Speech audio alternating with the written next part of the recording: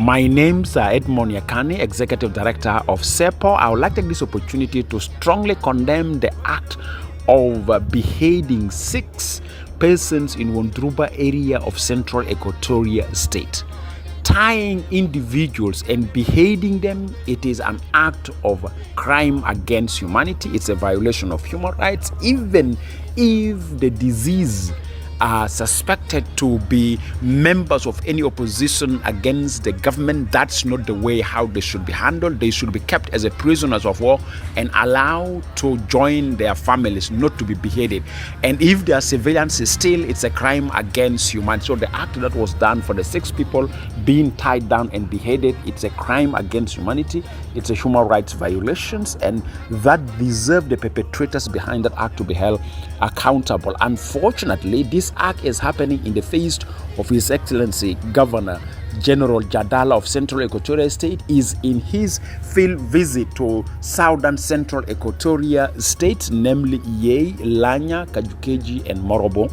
And we have seen the field visit of the governor is being named and shamed by this act, or actually this act is a slap on the face of the governor in his field visit. And that's why, as a civil society, we are calling His Excellency Governor to constitute a committee to investigate the perpetrators behind this act, and they should be held accountable, and the investigation should be made public in a transparent manner.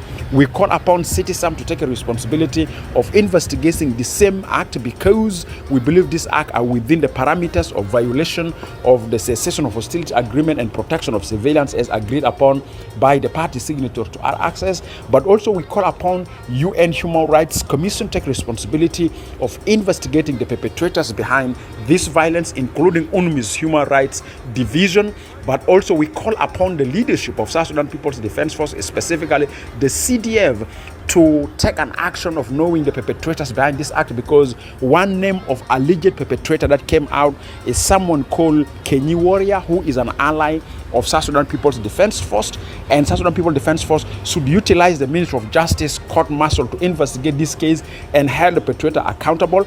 But also this act is an immediate test to the recently established special court in the Ministry of Interior for holding perpetrators of human rights violations from law enforcement agencies against civilians. As a civil society, we strongly condemn the act of committing atrocities in form of beheading, whether being members of any opposition group against the government or civilians. That's why we are demanding for proper reporting and public information on exactly what went wrong, and why should beheading be used as a structure or as an approach of holding the perpetrators accountable. Why should somebody be licensed to behead people, since we know under human rights nobody have the right to take away life of anybody except due legal process? So we strongly condemn the act, and we wish that the government of Central Equatoria State, under the leadership of His Excellency General Jadala, should take an action for holding the perpetrators behind this act accountable. Thank you very much.